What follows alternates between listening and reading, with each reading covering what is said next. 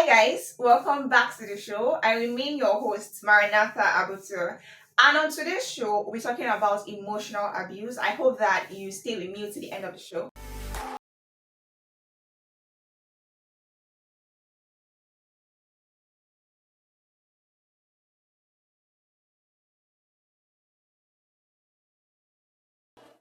All right. I know that when people say emotional abuse, we are sometimes confused, like, wait, there's physical abuse and then there is emotional abuse. How do we ascertain the harm, the actual harm that is being done on when we talk about emotional abuse, right? And I feel like what we forget is that emotional abuse is even the worst form of abuse that there is. And here is the reason why.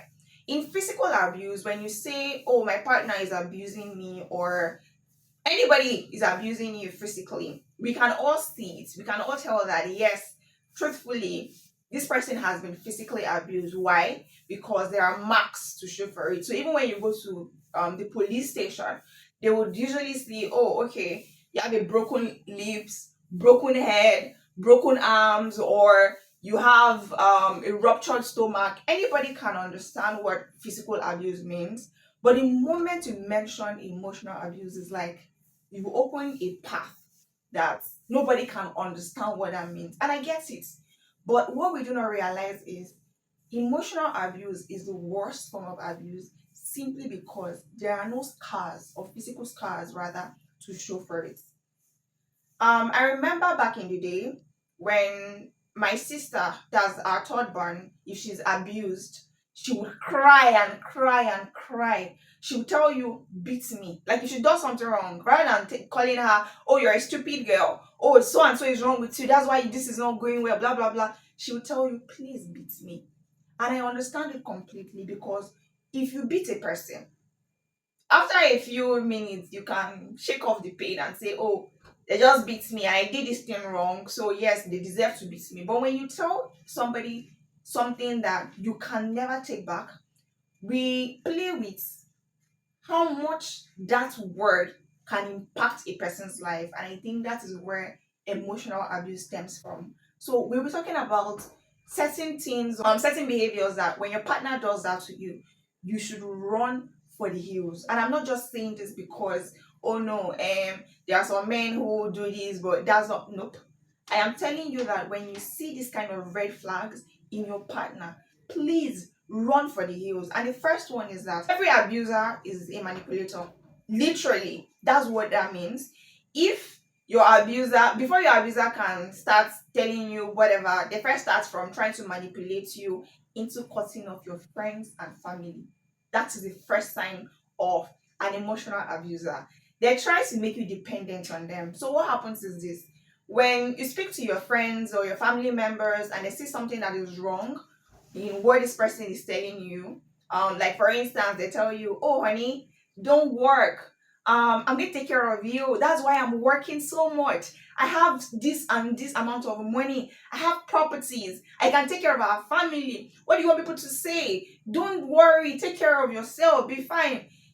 Sometimes it looks like, oh my god, I just hit a jackpot, this man must absolutely be in love with me, which sometimes is true, but a lot of the time you find that what they are trying to do is they are trying to first of all cut you off your own source of income.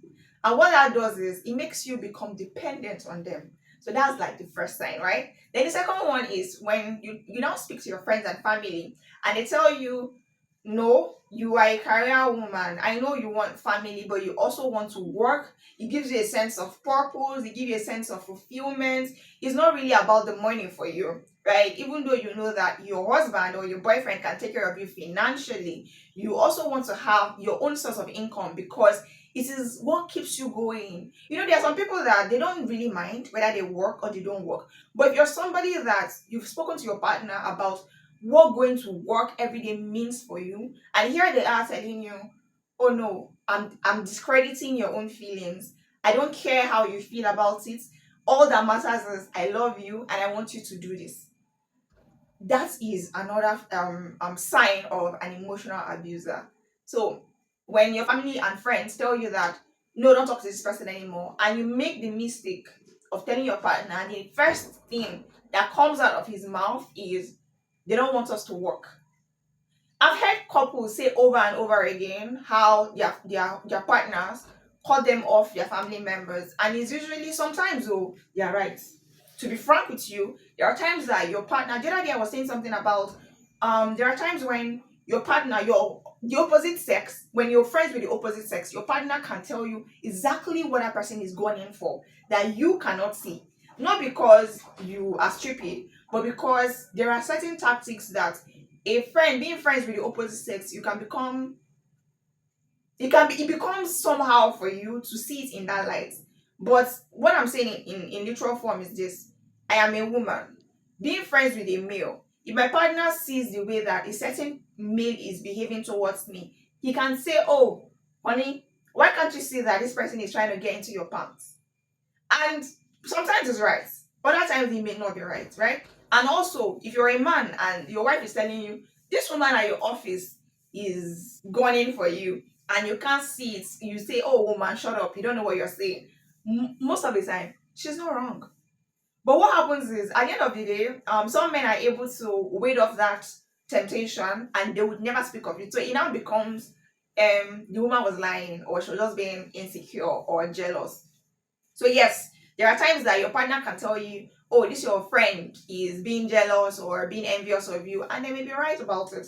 But there are ways that your partner tells you that your family members are being wicked or they are planning your downfall, and you know outrightly that it's a bloody lie. And the only reason why they are telling you to do that is because they have said something to you that they know is true, but because you're in love with them, you cannot see it for yourself. So they try to cut you off. So first thing is they've cut you off your source of income, something that gives you purpose.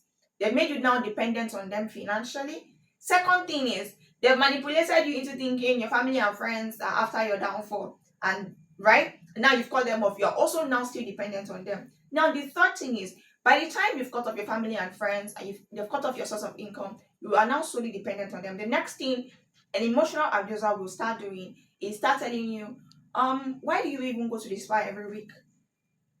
Now, these were things you used to love when you were working. You never had to ask your partner for these things. And maybe sometimes they even tell you, honey, you haven't had your nails done this week. You should go and see your nail technician. Oh, your hair, you haven't done your hair this month. What's happening? But now, all of a sudden, because they know that you can no longer afford these things for yourself, they now start to tell you, oh wait, why are you doing your hair every week? Or why are you going to the salon? Why are you going to the spa? Why are you shopping? What of these things that you have in your closet? And it now becomes, we have to prioritize. You know, you're no longer bringing in any form of income, which is why I tell women every time there is no amount of love you can have for a person that the person will take away something that you love, and you think, oh, marriage or relationship is all about compromise.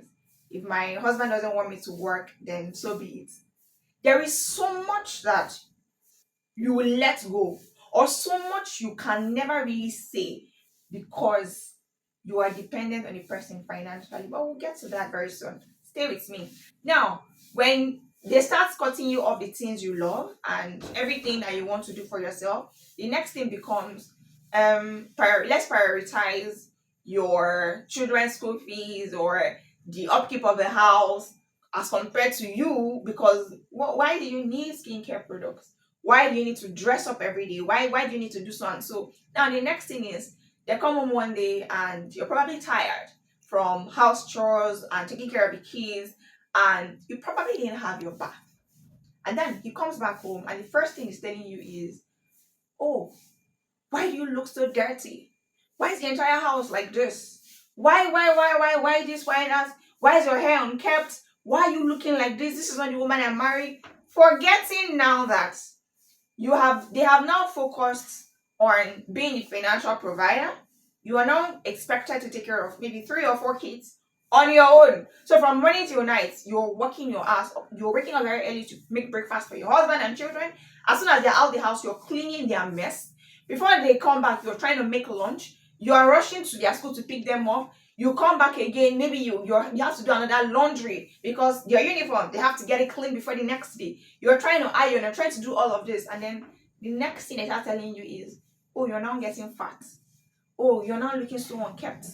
Mind you, they are the ones that manipulated you into giving up every other thing that you love. You no longer have time to hang out with your friends because they have cut you from your friends and family. Now, when you come to them and seek emotional um, comfort, they tell you, I'm tired. You don't know how hard I work for this family. You don't know how hard I'm trying to do this and do that to put food on your table. You have no idea. Now it becomes, from insults becomes, you're becoming too clingy. So from being clingy, they tell you you're dirty, you're smelly, you're not more sexy, and all of these things. Now, the whole point of this entire thing is, by the time they've done all of this thing, the last thing that remains is they start to get angry at you unnecessarily. Now, I was saying the other time as well in my previous video that um when a person is of a certain kind of behavior in the to the public, so in the public eye, you're married to a pastor who is very well respected. You're married to a CEO who everybody knows as this very generous, calm, mild person who can never shout at a person, who can never scream, and all of those. And you come out one day and tell them, wait, every time this guy gets angry, he doesn't touch me, he doesn't beat me, he doesn't slap me, but he smashes things on the wall, he screams at me, he yells at me. Nobody will ever believe you. And it also takes me to the point where an emotional abuser would never abuse you in the presence of people. So it's always going to be your words against his words. What you're saying against the attitude that the multitude of people out there are seeing. So an emotional abuser would come home one day and he's talking to you and you try to explain to him, and the next thing he hits the wall. You're standing literally there and he hits the wall behind you and you're frightened. You are confused because you're like, okay, wait, he didn't hit me, right? Because after that you're crying and he's like, but I didn't touch you, I'm sorry for yelling. He apologizes, I'm sorry for yelling. And you're like, well, he's only yelling. When you make the mistake and tell your mother or your friends, they look at you and say, well, he's taking care of you now. He's paying your children's school fees, he feeds you, so why are you complaining? He doesn't hit you. If you even make another form of mistake and go to the police station, I mean, there are some police stations now that are sensible, but if you go to a police station that is stupid, they'll tell you, oh, it's a family matter. And plus, they can't see any marks on you, so how can they believe what you're saying? And again, remember that this person is respected. He has a sort of reputation that he can never do these things you're saying. Now, the next day he comes back home, the same thing happens. Maybe this time he smashes the TV. Another time he comes, you serve him a glass of wine, and for some reason there's maybe water dripping from it, and he tells you, oh, this thing is dirty, and he smashes it on the floor. All of these things are to get you what? Frightened. So it leaves them unpredictable. You don't know what their next line of action is. So every time they come home, you're frightened, you're scared. Because you don't know, oh wait, what kind of mood is he in today? Today, is he going to smash something behind my head? Is he going to throw something at me? Is he going to do this and do that? And an emotional abuser would always apologize. Yes, they would always apologize, and they would always blame their behavior on something such as maybe alcohol or stress from work. And again, because they're a very dutiful and loving wife, you would understand with them. Emotional abusers are the worst form of abusers because even when they abuse you, it gets to a point that you start to tell yourself, you feed yourself lies such as, oh, maybe I'm not helping him enough, or oh, maybe there's something I'm not doing. Maybe if I could do this a lot better, maybe if I could start doing this and doing that, forgetting that they were the ones who made you or put you in that situation in the first place.